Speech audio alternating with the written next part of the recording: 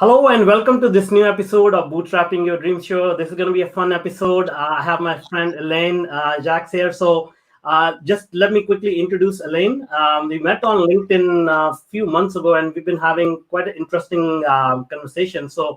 Uh, Elaine seems to know a lot about what is going on right now. We'll talk about that.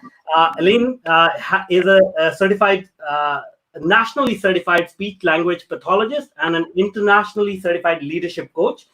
She teaches us how to set our mindset to be you plus 1%, so that you can climb a mountain one step at a time.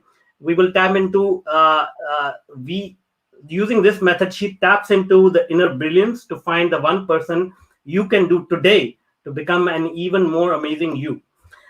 Like a big ship changes its rudder by 1 degree and arrives at a completely new destination, you can change your destination if you change 1% every day.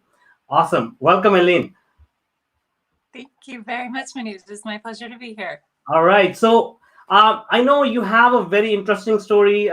So can you just introduce yourself and tell us how you got here where you are? Well, thank you. Again, it's very kind of you. I appreciate the honor to be here. So a little bit about me. I am currently standing 1 foot on my third career and 1 foot on my fourth career because I like to keep learning and growing and apparently getting alphabet soup after my name while I do it. So I am currently a medical speech language pathologist. As you mentioned, I'm nationally certified here in the United States. And I'm internationally certified as a leadership presence and leadership development coach. So those are my third and fourth careers, which I'm doing at the same time because, again, apparently I get bored easily, so I need to do lots of stuff. Yeah, well, I know A-class personalities, they get bored easily. So I can relate to that. So speech language pathologist, sorry. So for a lay person like myself, can you explain what does that mean? Like, what does that actually mean? Well, it means different things for different people who use that term. What it means for me is I work in the acute care setting in hospitals. I work with adults only in that setting. And primarily, despite the fact that speech and language are in there, primarily what I do is swallowing disorders. So people who are having difficulty swallowing after a stroke or a surgery or an accident, something along those lines. So the speech language is a little bit misleading in this case. I do work occasionally with communication disorders in the hospital, but primarily it's adults who are having difficulty swallowing. So it's like medicine and things of that nature, or food and stuff like that? Everything. Yeah. People who are having trouble swallowing different textures. I like to joke that when I was growing up, I was told you don't play with your food. So I grew up and got a master's degree in playing with everyone else's food. So. All right, great. And then what about your life leadership coaching? How does that play into your medical profession? Well, I'm going to tell you for ethical reasons, I keep them totally separate. My patients, people I work with at the hospitals, they don't know that I have a fourth career, and I keep it separate just for ethical reasons to make sure there's never a question about, am I trying to poach, one thing for the other. Yeah.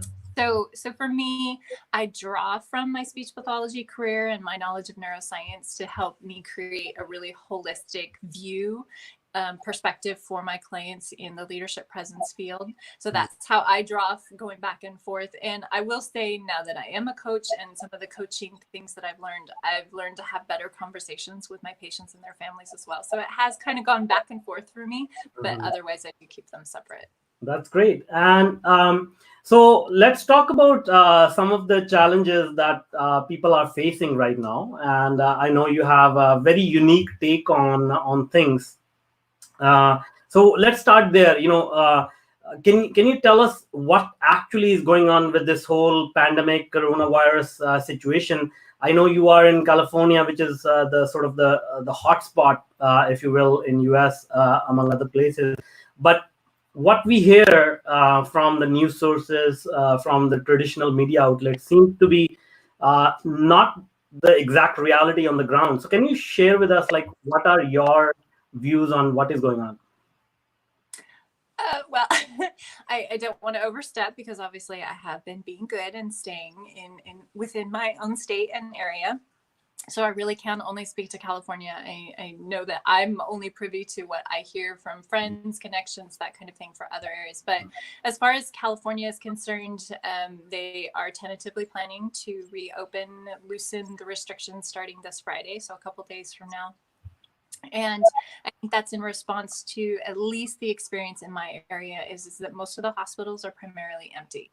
People are afraid to go to the hospital because they are scared they're going to get COVID from the hospital. So there are hospitals in the area that have 700 beds that only have 17 patients in them. Wow.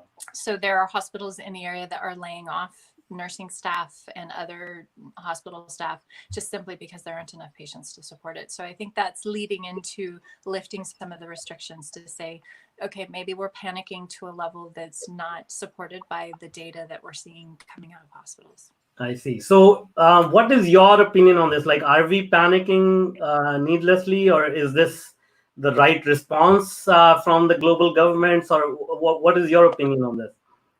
Well, I don't know that I'm comfortable speaking for the global government, but but I would say coming out of the hospital environment, yes, we do need to be respectful of other people. We need to be a lot more careful about when we're sick, staying away from each other. But that's not just for COVID. That's for anything like a cold, like the flu, other things that fall into the same class as COVID. The coronavirus is a class of viruses.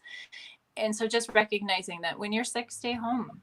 And that's for anything. And if you're sick or your child's sick, wash your hands, and don't just wash them like fingertip wash them, like actually wash your hands, because that is what at least the Center for Disease Control here in the United States says is the primary way that we spread things from one of us to another of us is touching surfaces, touching ourselves, touching other people.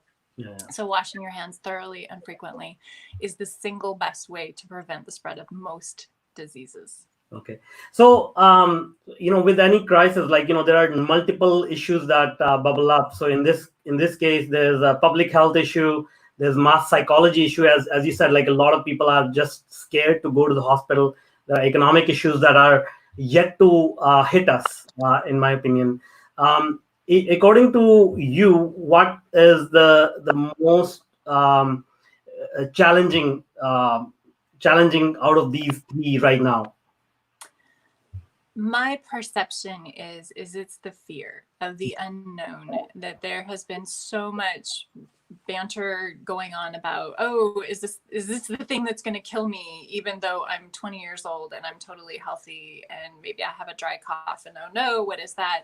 And not to be disrespectful to people's fears, but the level of fear compared to the actual statistics of how many people have it, don't even know it, think that they just have a cold, and recover without any complications and without seeking medical care, leads one to feel like the level of panic may be a little unwarranted. Yes. Now, I step carefully because, of course, I'm not an epidemiologist. I don't work for the Center for Disease Control, but just from what I'm seeing and the statistics that I'm seeing of people who recover, how many people do get sick, and for people who do unfortunately pass away, they primarily have complicated medical pictures, and this is just that one more thing that unfortunately added one too many things for their immune system to recover. Yeah. I mean, of course, we don't want to come across as giving away any medical advice here, but this is more, just getting a little bit of a rational picture from, a medical professional who actually goes into these hospitals and visits these patients. So, that's sort of the intent. So anybody listening, anybody watching this, please obviously don't take this as medical advice, and talk to your physician. But at the same time, I do see that there is irrational fear because of misinformation. So the objective here is that we can just look at a different perspective and see, how what is the reality from a different perspective. So to your point, a lot of people are getting sick. There are certain patterns that the governments and the CDC and other organizations are sharing. So based on what they're recommending, based on what you're seeing on the ground, what are some of the patterns that you're seeing? Like, as you mentioned, a lot of people actually recover and don't even notice they have the virus. So what are some of the other patterns that may be may not be recognized by the masses in general, or there may be some misinformation according to your perspective. So can you share a little bit more about that, like in terms of age bracket, demographics, what kind of pre-existing conditions you may have, so that people can say, okay, this is how I need to look at it, and frame my mind or thoughts around it based on my condition. Okay, that's a very big question. So to take the part of your question of what other medical conditions can contribute to you being more susceptible to having this turn into a complicated case, the symptoms of it tend to be touted as having a headache, having maybe a runny nose, maybe not, depends on who you talk to. And then, of course, a dry cough. It doesn't tend to turn into a congested cough, or, there are lots of fun medical terms for this stuff that comes up from your lungs, but it doesn't tend to turn into that unless it progresses from this part down into your lungs. So because it is primarily, the big concern comes out of it being a respiratory illness, then you need to think about if you also have things like asthma, or if you have things like COPD, which is chronic obstructive pulmonary disease, so you have difficulty getting enough oxygen and maintaining your oxygen levels as compared to your carbon dioxide. Those things, plus things like CHF, which is congestive heart failure, anything that impacts your ability to breathe easily. If you already have those things, and you tend to not be as healthy of a person, then you're more susceptible to having this proceed from just a dry cough, maybe a little runny nose, maybe a headache, to it going into your lungs and causing pneumonia, which can be the thing that progresses into a complication where you need extra assistance from a hospital. So those are the things. I say it that way because in general, people say, oh, older people over the age of 65, those kinds of things. And I will tell you, my mom falls into that age category, and that offends her because she's very healthy. So she's like, my age is not a thing. So it doesn't necessarily have to be, I've had patients, who were much younger, who just didn't have a really good, healthy medical picture where this is going to be an issue for them. Whereas I have people in their late 70s, they're totally fine. They're out walking, they're doing stuff, they're great. And this isn't something that's likely to be an issue for them any more than a 20-year-old. So I step on that just a little bit lightly because, again, I don't want to offend someone who's a healthy 80-year-old. So that's great. Now, people who are nervous about their health, their immune system, are there any simple things they can do right now to either protect themselves, or just sort of get into a little bit of a better shape, contribute a little bit towards their immune system? Absolutely. I would say the biggest things that people can do that are the simplest is, if your particular country isn't restricting your outside activities, to get outside every single day and get fresh air. Get your blood pumping, help your red blood cells regenerate, help your white blood cells do their job better to protect you. Get outside, get fresh air. I know there's differences in climates and everything, but if you can get sunshine, a reasonable amount, I have to say that because I'm a redhead, so a reasonable amount for whatever it is for your skin type. Mine is like 10 times more than yours. Exactly. For me, a reasonable amount's like 8.5 minutes, and then I have to rush inside. But no.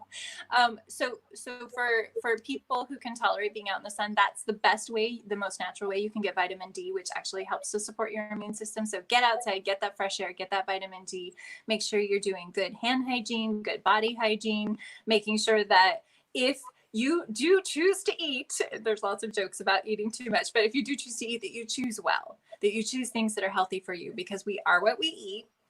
So if you're choosing things that are not good for you, that are hard for your body to deal with, if you're drinking a lot of alcohol instead of water, just kind of step lightly on that one. The good hydration is a thing. So there's some really basic things you can do, like good exercise, getting enough sleep, making sure that you practice good hand hygiene and body hygiene, and then making sure what you eat and drink is good for you and not maybe harming you.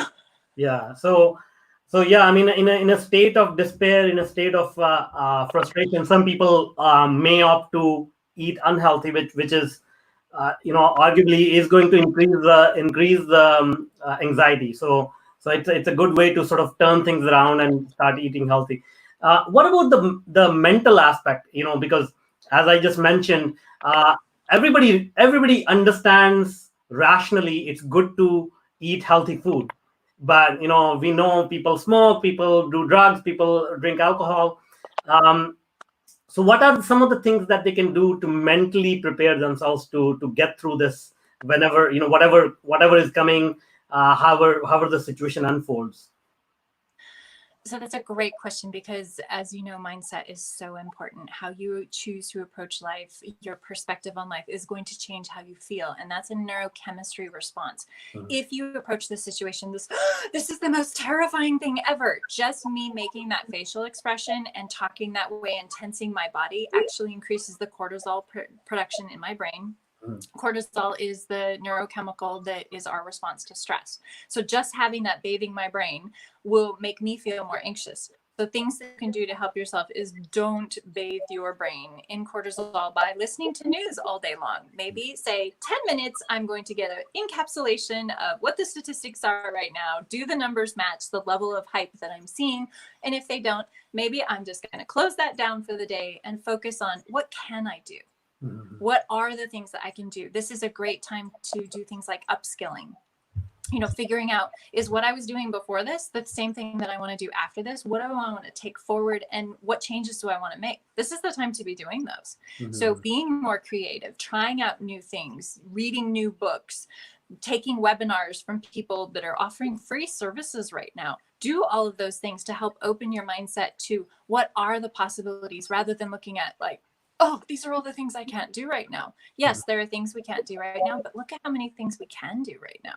Yeah. And this is a great opportunity to take advantage of that and look at, as we step out of this, what do I want that to look like for me? Yeah. This is really exciting instead of terrifying. This is a really exciting time, and take advantage of that. Yeah, I think you touched upon something here, which I have noticed. Whenever there is some sort of a disaster or some sort of a crisis, it actually brings about a huge load of opportunities. And because of the disaster and the crisis, we have to rebuild rapidly, right? Like it's not like a normal pace of regeneration. And I have seen it in nature, I've seen it in business, I've seen it in life. So whenever you go through like a challenge, the subsequent period is experiences massive growth. It happened after 2008 crash. It happened after September 11th crash, right? So no matter what people say, being in the moment is kind of difficult. Like, what the heck is going to happen? But universally, people, we need to rebuild, and during that rebuild process, everybody will need to contribute. At the same time, you are saying consistently the same things as a lot of other people, myself included, are saying. Don't watch the news, upskill yourself. And what I found is, as I'm saying more of that, I'm getting a little bit of a pushback where people are saying, hey, you know what? I'm not in that state of mind. I'm not motivated right now. I'm in a closed, very small apartment. Like, everybody's in a different situation. So I saw their state of being, and then I said, okay, what is it that we can say that doesn't come across as us preaching them, hey, thou shall not watch news for more than 10 minutes, thou shall upskill yourself. So how can we sort of motivate them, empathize with them, say, we are going through similar challenges, we are not above any of this, and how can we get them to a place where they see a different point of view and get motivated? And that's a really great point, because it's definitely one of the two words that popped into mind while you were saying that was empathy and vulnerability. Is recognizing that people need to know that they're not the only ones in this, because when you're sitting alone in your apartment all by yourself, there's a lot of fear. There's a lot of things that float through your mind, worst case scenarios, what ifs, those kinds of things. And to acknowledge that and to say, you know what, we're in this together. Yeah. And I appreciate you sharing this time with me, and I appreciate you being willing to be vulnerable with me. And I just want you to know that, I feel like I'm crawling the walls too. And one of the ways that I've chosen to deal with it is through blah, blah, blah, blah, blah, whatever it is. If you feel they're open to that, sometimes people need to be heard and feel validated first. So I always encourage leaders to be very empathetic to their teams. I don't say, don't overshare. You don't need to talk about, oh my word, I had to do this many loads of laundry this morning before this call, because my baby puked on everything. Maybe don't share that much, but, to be able to connect, to say, hey, is anyone else feeling like they're crawling up the walls, and to acknowledge it, open the door for people to feel like, yeah, we're all human. We're all in this together.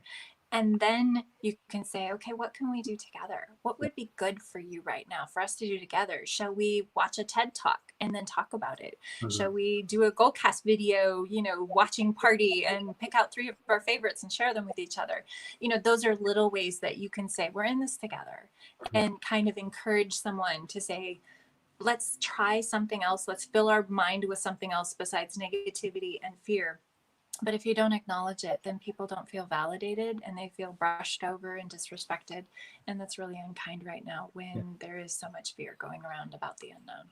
Yeah, I think you're absolutely right. Acknowledging once, we are very, very good at acknowledging positive emotions. We are all over the place and happy and dancing and everything. But for some reason, we tend to hide or even suppress our negative feelings. And as you mentioned, they find a way to bubble up somehow, to demonstrate a point. Like I have 2 sons, 8 and 10, and I had a challenging time with the older one, where I'm trying to explain things to him that the situation has changed quite a bit. We cannot be doing a lot of things that we were used to, and yeah, I mean, it didn't go well. He's 10 years old. He's trying to come to grips with this, and as a parent, I'm trying to figure out how I can navigate this. So it's a huge challenge for me. I haven't figured it out yet. So what I'm trying to say is, like, everybody's going through some challenges.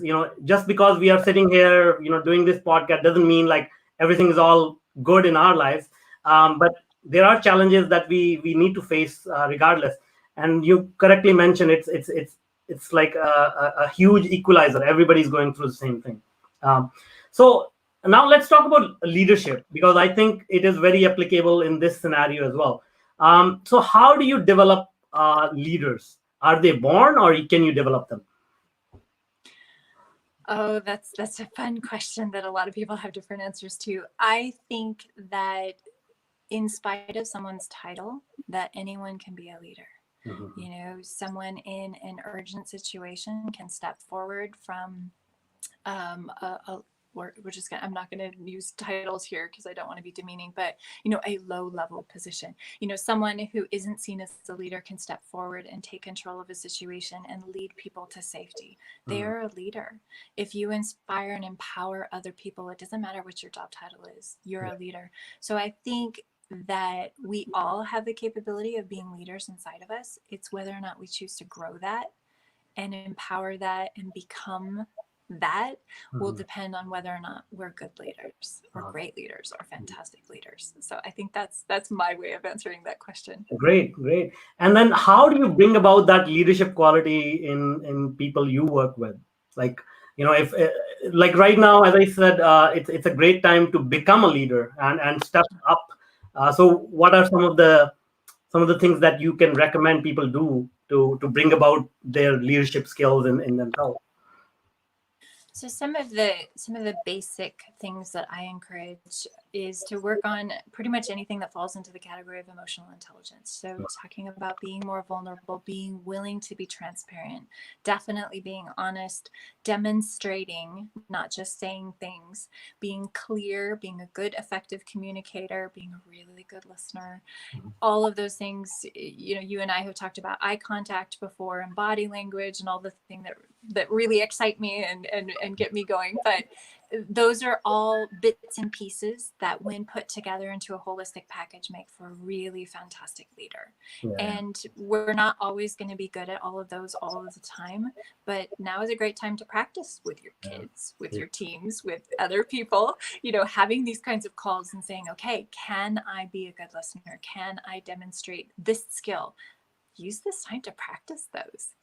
This is a great time to practice those. Exactly. No, I can attest to that. I'm still struggling with it. I'm still not a great listener, I will say that. But podcasting has forced me to hone in that skill, because if I don't listen, then it won't be a good podcast. So But one thing, as you mentioned, the non-verbal aspects of communication, eye contact and body language and everything, I think that plays even a bigger role than the words that we say or write, right? And I know you are very animated and you really like to express yourself. So tell us a little bit about that. Like, how can people adopt, that animation in their communication, and how does that help? Because a lot of people think, it's kind of it will look funny if I, move my hands all over the place. Where do these hands go? And they generally just stay still and just, deliver their speech or whatever they have to say, and it doesn't really impact their listeners. So can you share with us how this communication style can add more vigor to their delivery, and how do they learn this thing? Well, that is a fantastic question, and one that's of course very exciting for me that you asked. I will say that if anyone has experienced what is a truly captivating or mesmerizing speaker, if you really pause and you think about what did they do different than someone else who just stands there and talks with their mouth closed and is very monotone, the difference is night and day. And those are all the things that if you just look at those two examples of maybe the last meeting you went to and a really captivating speech, maybe those are the night and day examples you need. What are those differences? And if you start to think about those things, and what do you do? Do you make good eye contact with your audience? Do you use good facial expressions? Because someone on the front row is going to see your face differently than someone way at the back of the auditorium. And so how do you reach that person at the back? Because every single person who's willing to pay attention needs to feel like you're there talking just to them. Yeah. And how you can create that is in part by the neurochemistry of, we have mirror neurons. If people see a look on your face, they are likely to feel that response inside of them. So if you show them that you're bored, you're stiff, you're uncomfortable, that's how your audience is going to feel. And most speakers that I know, that's not something that they say. I want everyone to be bored and listless and lifeless and feel uncomfortable while I talk. It's not something that most people put as a goal for their talk, unless they're talking about something disgusting, in which case that's probably perfect. But for most people, they want people to feel energized. They want to feel enthusiasm. And those are the things that you have to embody, knowing that what our brain does is it mirrors that, it feels that. And you can either create that or you can basically suck that out of someone. Yeah. So smile. Use your smile. Everyone has a beautiful smile, I believe anyway. If you use it and you don't just smile like, you don't just smile down here. You smile to your eyes. I have ladies go, oh, but I'll have crow's feet. I don't care. That's how we know that it's a true smile. So smile to your eyes, because having these muscles around your eyes activated elicits that in someone else's brain. And it says, I feel warm. I feel connected. I actually want to have this conversation. I feel better having this conversation with someone. That's one thing I actually want to touch on is when public speakers get up front, a lot of the times they think about it as I am speaking at this group of people. I would like to encourage people to instead think of it as I'm having a group conversation.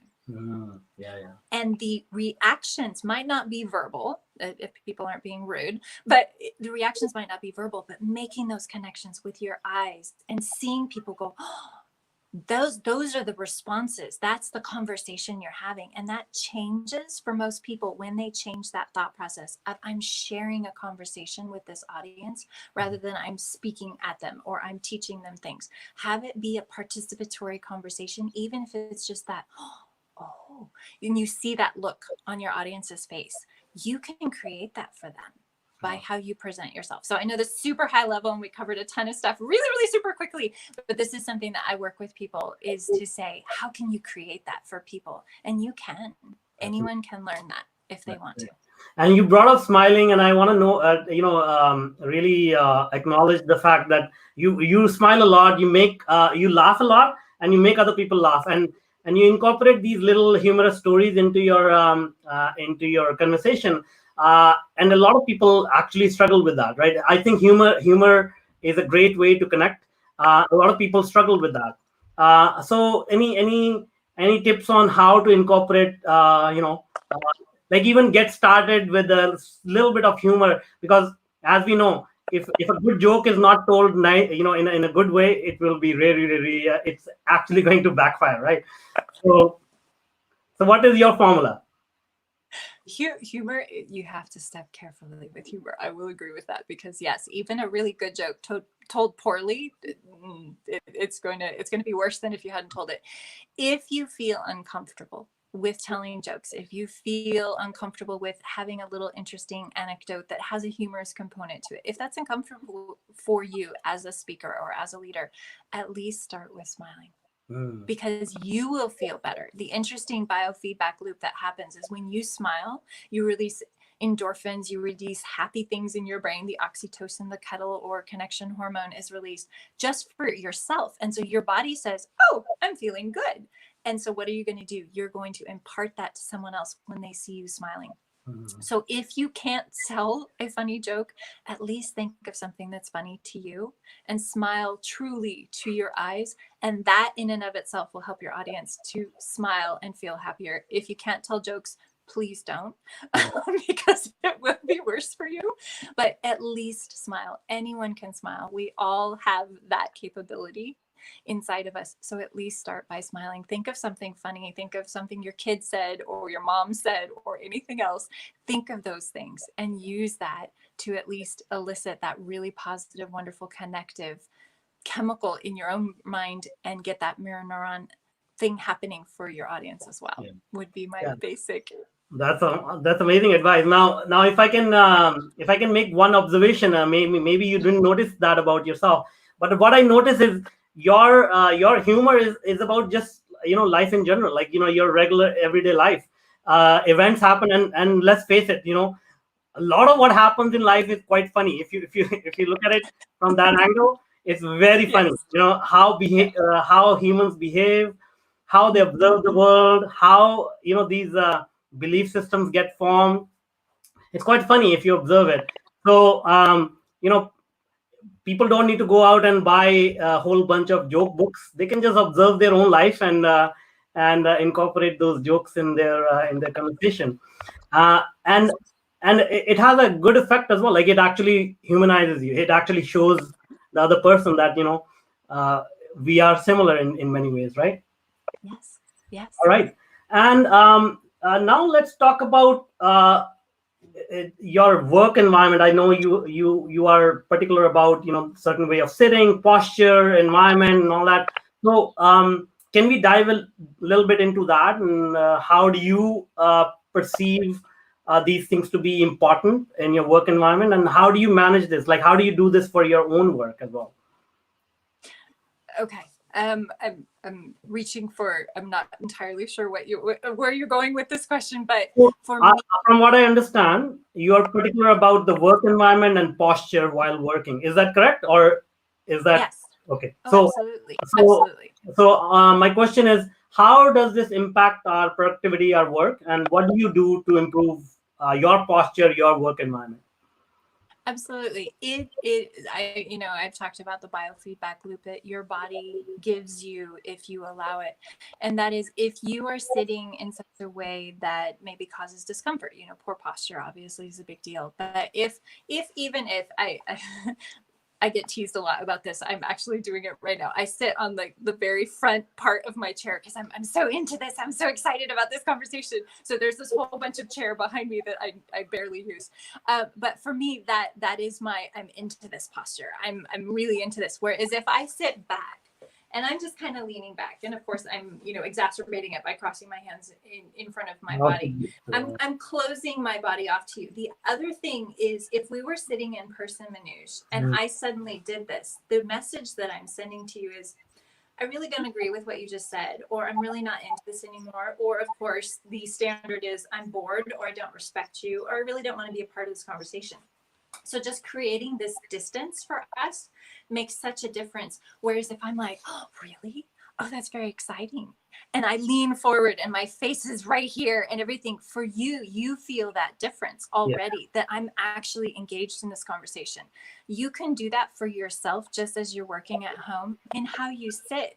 If you sit in front of your computer and you're like, okay, I'm typing out here somewhere, and you're really not into it, your body will start to bathe you in the chemicals that say, nah, this really isn't important to me. And your ability to focus on that is going to be much less. Is that Oh kind yeah, of what you were? yeah, of course, yeah. I asked that question because I'm really, I guess, in a way, I'm just getting coaching for myself.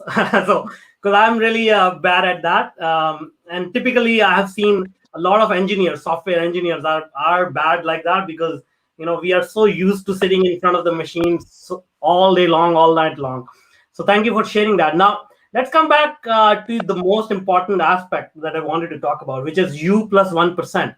So, tell us a little bit about that. What do you mean by U plus 1%?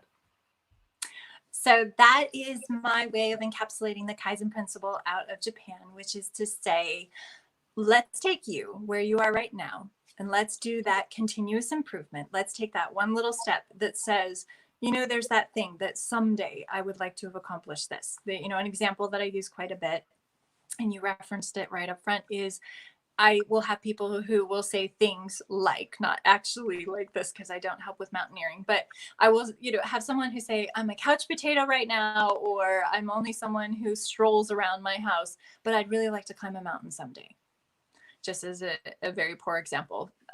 But how can we get you there? Instead of saying, oh, someday it would be great to have a selfie of myself on top of Mount Kilimanjaro. Well, you're not going to get there unless you actually start doing work towards that. And so it's the idea of, because it's U plus 1% today. And I will tell you that people get on discovery calls with me, and sometimes they're surprised because I will say, what is the one thing you're going to do to move yourself forward today? And I actually spoke to a gentleman and he said, oh, well, maybe starting tomorrow. And I said, no. I said, you misunderstood. When I say U plus 1% today, I mean, what is the one thing you're going to do before you go to sleep tonight? And he stumbled. He was really shocked by that. And I said, no, it starts right now. I don't care if you work with me or not. It starts right now. My legacy for this planet is, if you have a phone conversation with me, you're going to move forward at least one step. Even if that's one step away from your phone and never speak to me again, you're going to take one step. But it's my way of saying, don't put it off. You're worth investing in. So let's take you, add that 1%, and let's do it today to move you forward so that your future self can look back and say, thank you for doing that. Thank you for taking that step that started us rolling towards this path of becoming the even more amazing person that we are right now because of what you did last year, 2 years ago, 5 years ago, whatever it was. It starts today. That's cool. And investing in yourself. And so, I always have again, my engineering mind is more like, I got it. What do I need to do next? I need to improve myself 1%, which is, for me, it's an abstract thing. I understand it, but how do I incorporate it into my life? Can you give me some examples of what that improvement of 1% may look like in somebody's life? Okay, so we'll, and that's a great question. Thank you. Let's take the example of, say you're a couch potato. You're not, I'm sure, but you want to climb a mountain. Well, obviously you can't jump off the couch and strap a pack onto your back and walk up the mountain because, hamstrings and shoes and, the fact that you're not close to Mount Kilimanjaro where you are and, all of that stuff.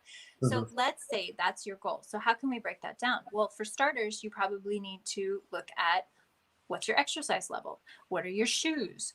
What are things that you can do to stretch and warm up those muscles and those kinds of things? So an example would be, okay, Manuj, how about you decide how many steps you're going to take today? And then what does that look like tomorrow? And then what does that look like for the next day? So let's say you normally walk around your house 10 times. Maybe you run a little bit to catch up with your sons, that kind of thing. Well, maybe today what you do is you run around catching your sons 2 more times than you do normally because they need extra exercise too, and it'll help them sleep better, and that's better for you. But those are the kinds of things, that 1%. What is one little thing you can add? I have given actually the example of, if you go to the grocery store, and this is a terrible example right now, but if you go to the grocery store, don't park as close to the building. Park 2 more spots away or 3 more spots away. And you can say to yourself, I'm going to get 15 extra steps doing that, or 18, depending on your stride, whatever it is. But you're also doing something really good for the planet by saying there is someone else, like a mom with 5 kids who's just really struggling to get through her day, who now is going to have a closer space. So you can feel positive that you're doing something for yourself and you're doing something for somebody else. And that can give you that motivation to say, okay, I'm taking this 1%. I'm parking a little bit further away. Or I will give the example, I've actually given this as something to do right now, is instead of saying, okay, I'm going to gather up all these things from this room and I'm going to carry them into this other room, and then I'll check that off my list. Say, okay, part of your plan is to get more exercise. So how about you take that stack and you take them one at a time to the next room? And yes, it's silly, but right now where you're supposed to be staying inside, that's a great way to add some exercise, which will help prepare you to climb Mount Kilimanjaro. Is that a huge percentage? No. But does it get you more active? Yes. So that would be just the physical example of it.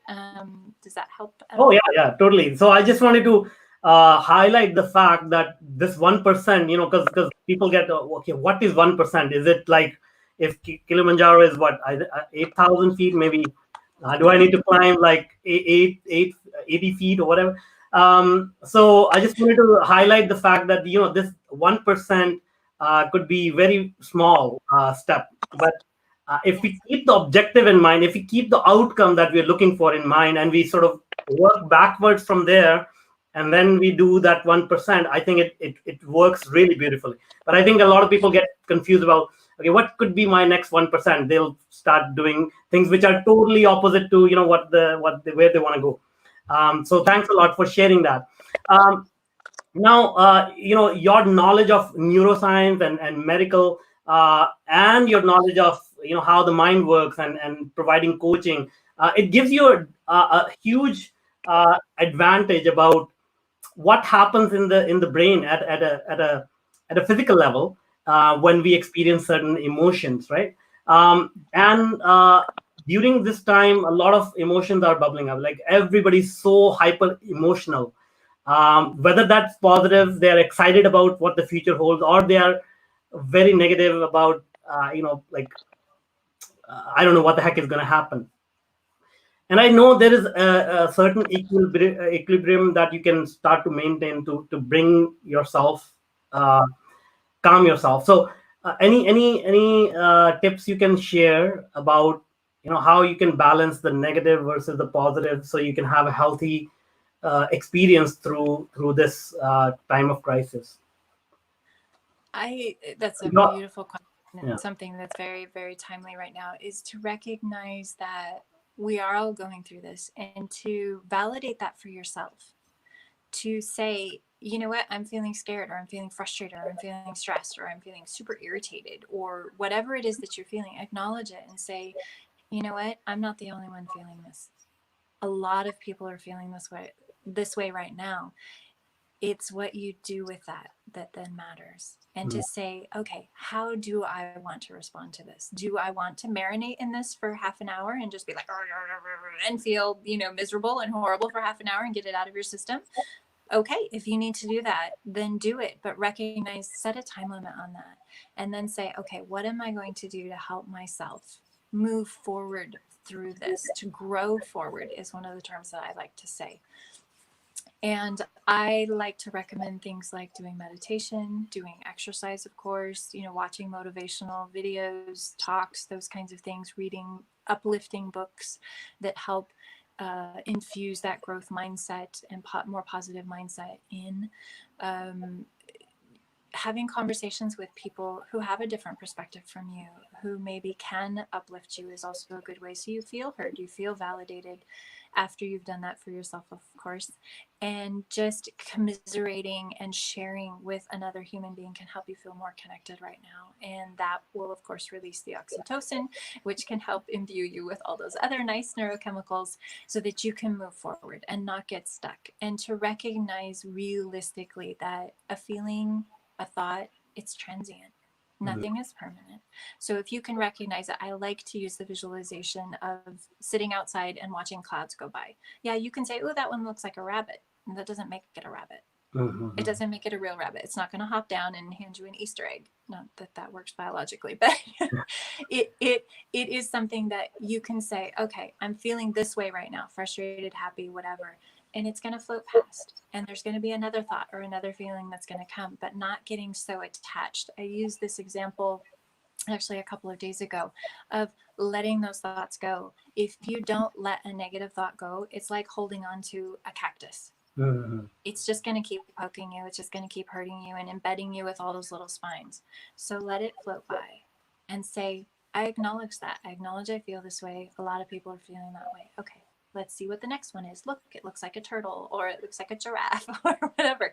To be able to be a little less connected to that can sometimes help give you that perspective so that you can move forward.